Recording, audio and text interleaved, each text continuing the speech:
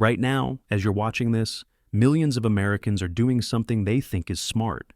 They're hunting Black Friday deals, filling shopping carts, swiping credit cards for TVs that were marked up last month just to be discounted today. They believe they're winning, but here's what they don't realize. They're actually loading the financial gun that's going to fire straight at our economy in 2026. This isn't just another Black Friday. This is the final consumer debt binge before the system breaks.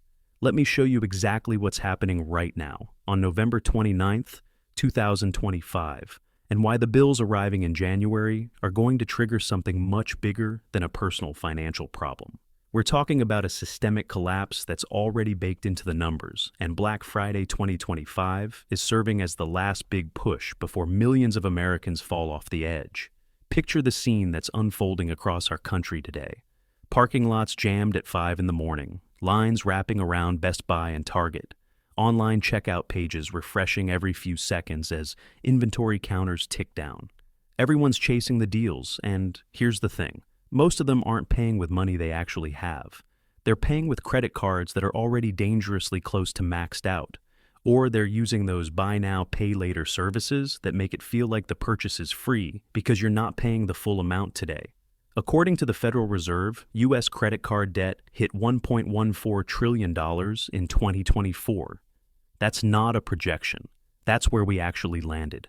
Now, as we close out 2025, we're climbing toward $1.2 trillion, and Black Friday is adding fuel to a fire that's already out of control. Think about what that number really means. The average American household is now carrying more than $6,500 in credit card debt. Not mortgage debt, not student loans, just credit cards. And they're paying an average interest rate of 22% APR on that balance, which means that debt is compounding faster than most people can pay it down. Every month they carry a balance, they're falling further behind, even when they think they're making progress by paying the minimum. Now add Black Friday to that equation. Consumer spending data shows that the average household adds another $400 to $600 in purchases during Black Friday weekend. Some spend more, some spend less, but that's the average. For a household already carrying $6,500 at 22% interest, adding another $500 might not sound catastrophic. But here's what most people don't calculate. That $500 purchase, if you only make minimum payments, is going to cost you over $1,000 by the time you actually pay it off. And that's assuming nothing else goes wrong in your financial life over the next several years. The debt bomb isn't coming, it's already armed, and Black Friday 2025 is the hand reaching for the detonator. But you might be thinking, people have always used credit cards for holiday shopping. What makes this year different? What makes this the breaking point? The answer is in the cracks that are already showing. The system is displaying warning signs that look exactly like what we saw right before previous financial crises, and most Americans have no idea they're standing on ground that's about to give way. Look at the delinquency numbers. Credit card delinquency rates, that means accounts that are 90 days or more overdue, are currently sitting at 3.1%. That's the highest level we've seen since 2011. Right after the financial crisis when millions of Americans were still recovering from losing their homes and their jobs. We're back at that level now, and we haven't even had a recession yet. People are already failing to make their payments, and the economy is supposedly doing fine. But it's not just credit cards. Personal loan defaults are up 15% compared to last year. Auto loan defaults are at 7-year highs. The New York Federal Reserve reports that serious delinquencies on auto loans have climbed to levels we haven't seen since 2018, and they're accelerating. These aren't statistics about irresponsible people making bad decisions. These are warning signs that millions of regular Americans are drowning, and Black Friday is pushing them under the water. Here's what should grab our attention. When someone falls behind on their credit card payment, that's usually not the first bill they skip. People pay their rent or mortgage first because they don't want to lose their housing. They pay their car loan because they need transportation to get to work. Credit cards come later in the priority list. So, when credit card delinquencies hit 3.1%, what that's really telling us is that millions of Americans have already exhausted every other option. They're already behind on everything else, and now the credit cards are starting to fail too. And these are the people who are shopping Black Friday sales right now, adding more debt to balances they already can't afford to pay. Now, Let me show you the timeline of what's about to happen, because this isn't speculation. This is mathematical certainty based on how credit card billing cycles work and how human financial behavior operates under pressure. December 2025 is going to arrive in a few weeks. Those Black Friday purchases will hit credit card statements. For many Americans, this will be the moment they realize they've crossed a line. The minimum payment that was $150 last month is now $250 or $300 because of the Black Friday spending, and they're going to look at that number and think, I'll figure it out next month. January 2026 arrives, and those bills are due. Millions of Americans who spent on Black Friday are going to attempt to make the payment and realize they can't. Maybe their checking account doesn't have enough. Maybe another bill came due that they forgot about. Maybe an unexpected expense hit, a car repair, a medical bill, something broke in the house. It doesn't matter what the specific reason is. What matters is that they're going to miss the payment or make only a partial payment. February and March of 2026 is when the real damage starts to show. Those missed January payments turn into 30-day delinquencies, then 60-day, then 90-day. Interest and late fees are piling up. The credit card companies are making automated calls, sending letters. But more importantly, those consumers who missed payments are now completely locked out of using those cards for new purchases. Their available credit is gone. And remember, consumer spending is 70% of our entire GDP. When millions of Americans suddenly can't spend on credit anymore because they've maxed out and defaulted, that's not a personal problem. That's an economic crisis. April 2026 is when the banks start to panic. Credit card charge-offs, that's when banks officially write off debt as uncollectible, are going to spike to levels that trigger alarms in every major financial institution. The data will show up in quarterly earnings reports, and suddenly investors are going to realize that major banks are sitting on hundreds of billions in bad consumer debt. By May and June of 2026, the banks respond the only way they know how. They tighten lending across the board. Your credit limit gets slashed even if you've been responsible. New credit applications get denied. Car loans become harder to get. Mortgage approvals slow down. And this creates a vicious cycle, because now even responsible consumers can't access credit, which means consumer spending drops even further, which means retailers start missing their sales targets, which means layoffs begin.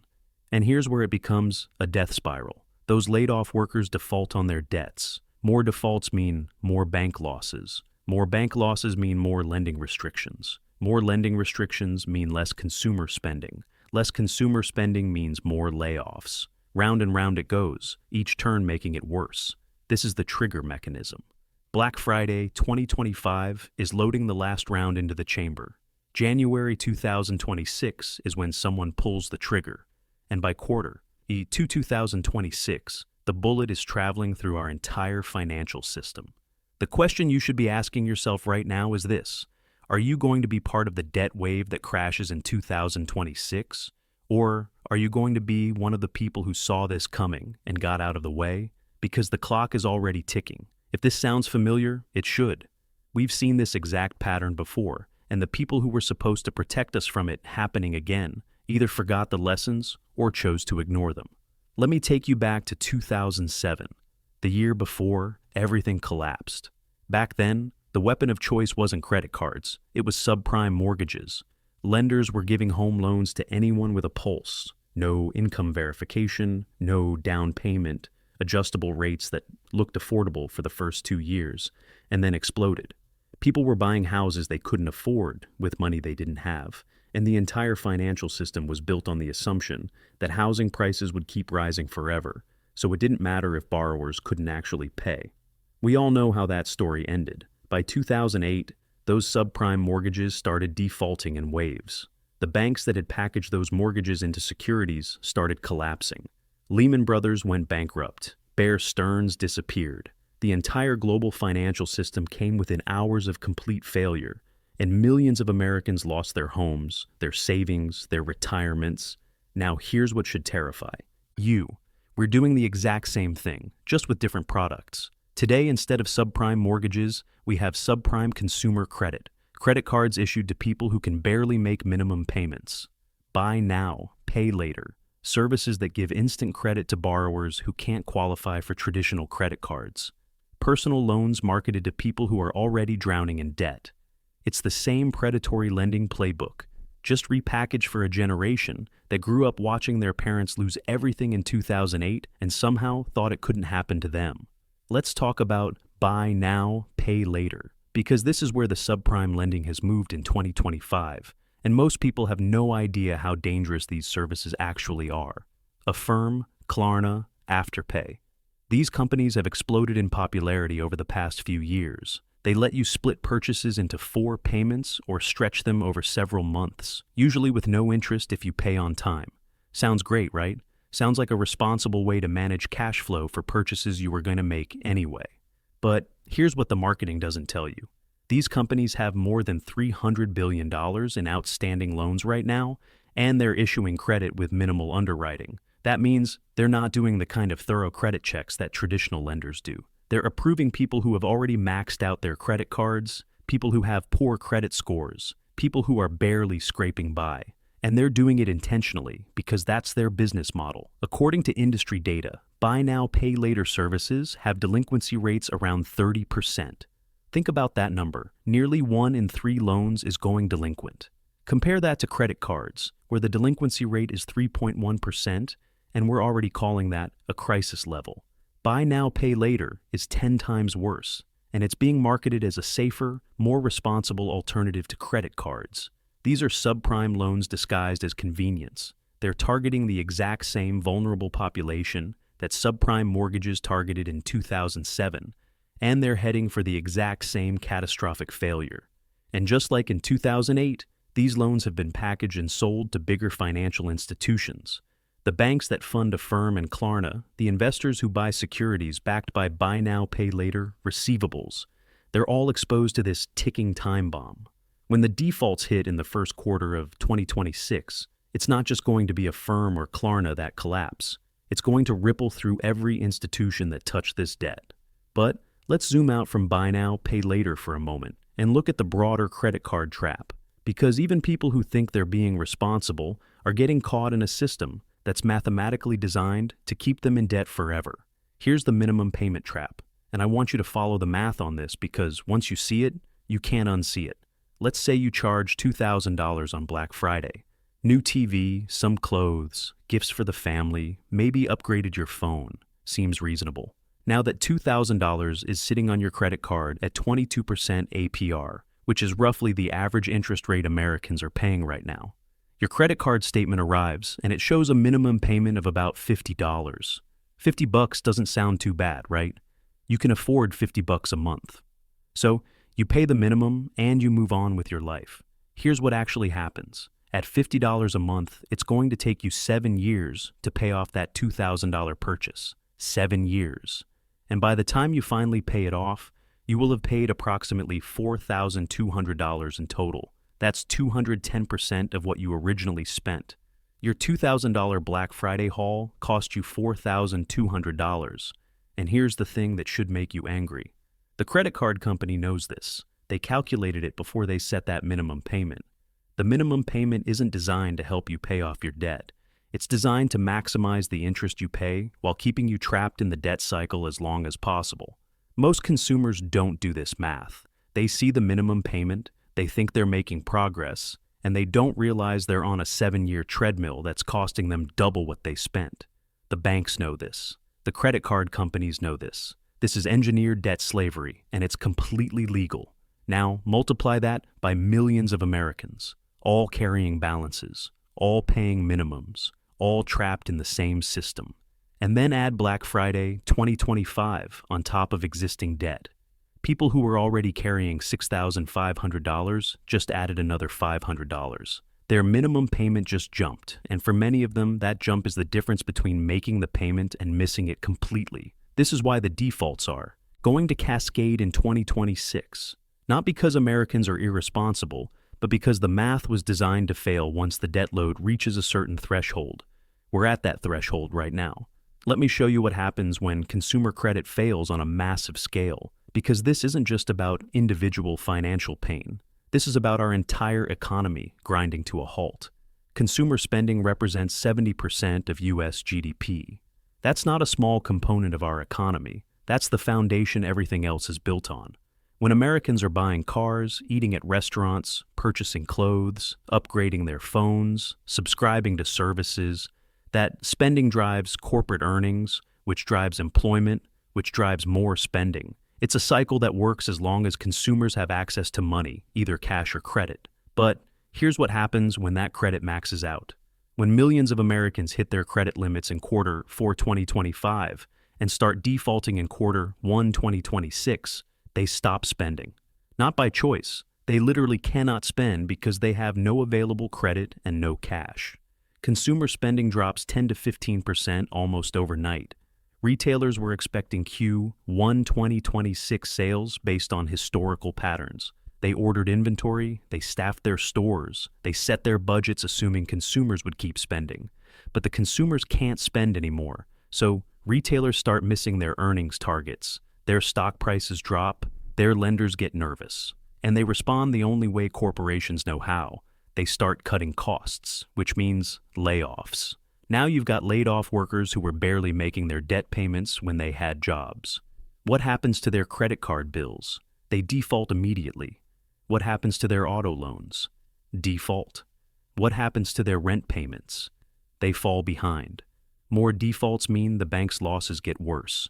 Worse losses mean the banks tighten lending even more. Tighter lending means even people with good credit can't borrow. Less borrowing means less spending. Less spending means more layoffs. More layoffs mean more defaults. Round and round it goes, and every cycle makes it worse. This is a death spiral, and it's self-reinforcing. Once it starts, there's no easy way to stop it, because each step of the process makes the next step inevitable.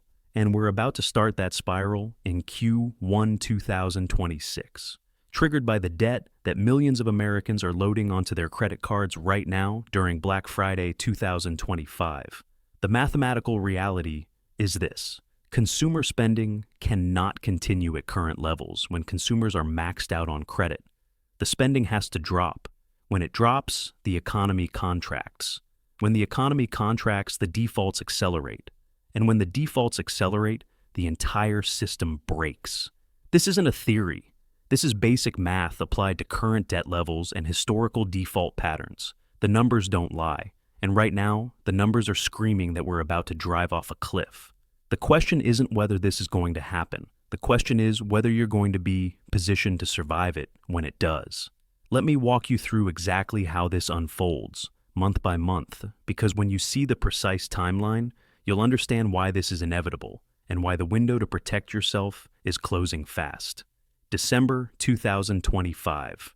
Right now, as we head into the final month of the year, credit card statements are being generated.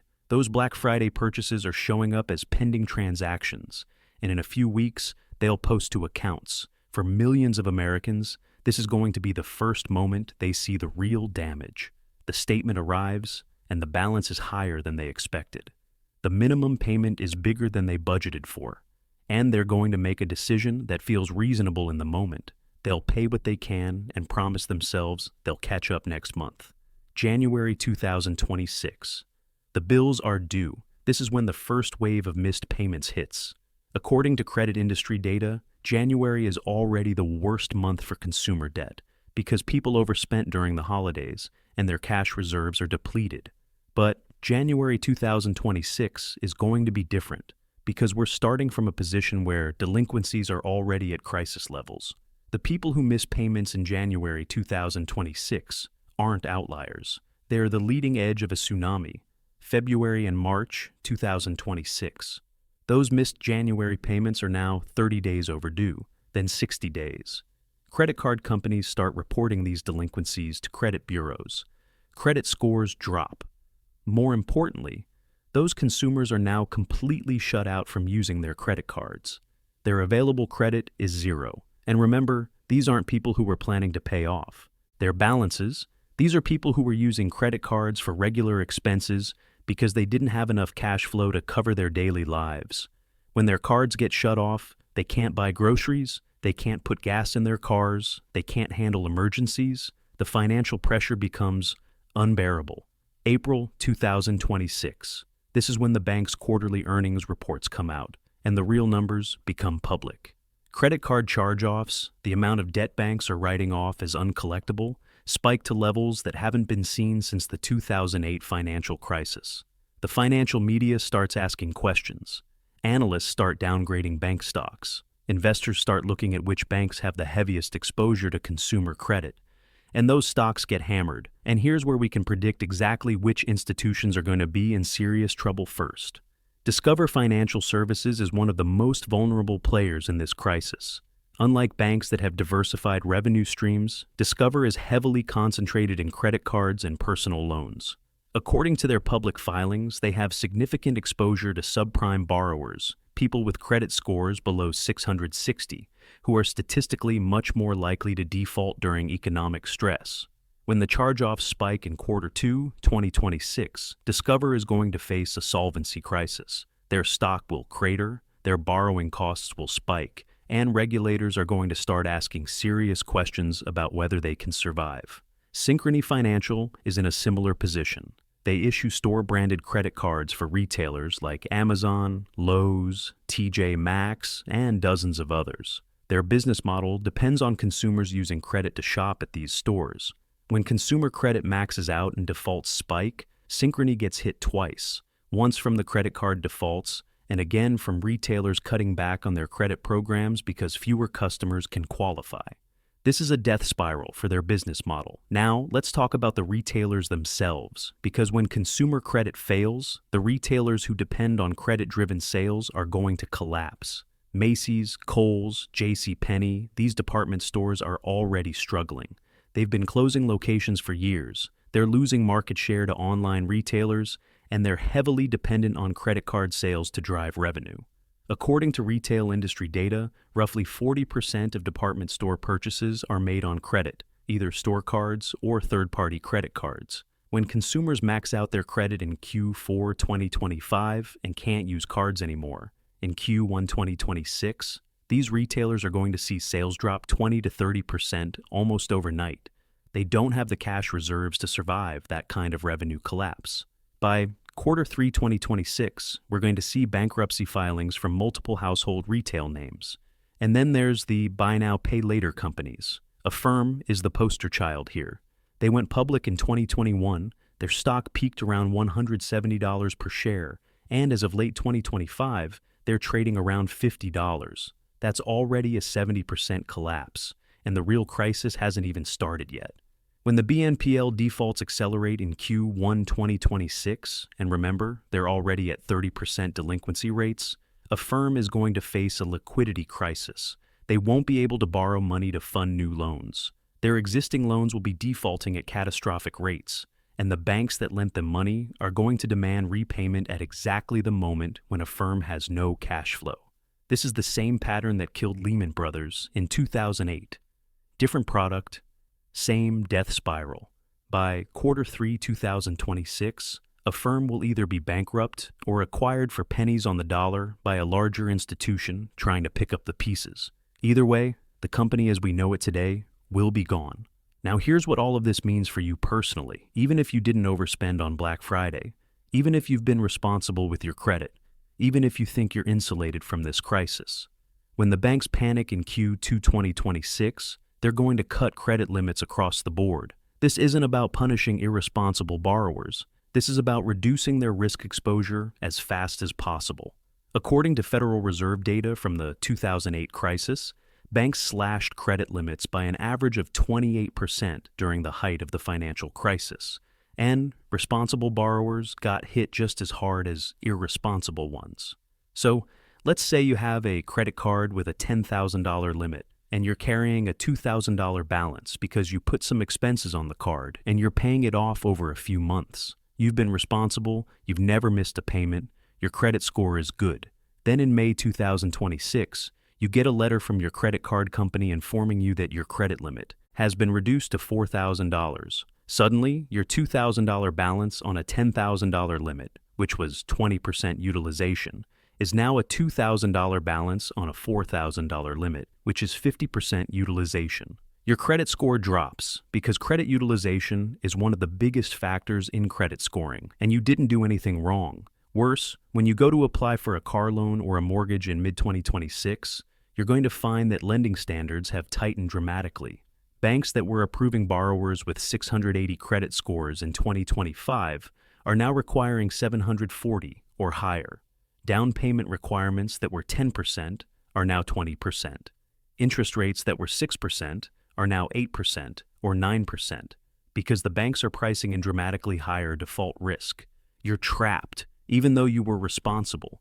This is the credit freeze that happens during every financial crisis, and it affects everyone, not just the people who caused the problem. So, what do?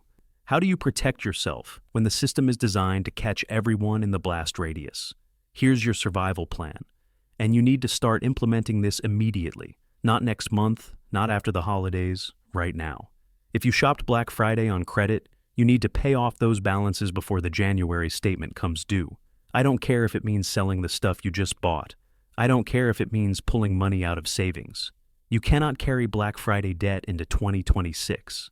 The interest alone is going to kill you, but more importantly, you need to free up your available credit before the banks start cutting limits. Pay it off now, and if you can't pay it off completely, pay it down as much as humanly possible. If you have existing credit card debt beyond Black Friday purchases, you need to stop using your cards immediately and focus on paying down balances aggressively. Your goal should be to get under 30% utilization across all cards before Q1 2026. Why 30%? Because that's the threshold where credit scoring models start penalizing you heavily. And when the banks cut your limits in 2026, you want to have enough buffer that you don't get pushed into high utilization territory. Build cash reserves, and I mean actual cash in savings or money market accounts. You need 6 months of expenses in liquid funds that you can access immediately. When the credit freeze happens in 2026, cash is going to be king. You won't be able to borrow, you won't be able to rely on credit cards for emergencies, and you need to be able to survive on cash alone for at least 6 months while the system stabilizes. Avoid buy now pay, later services completely.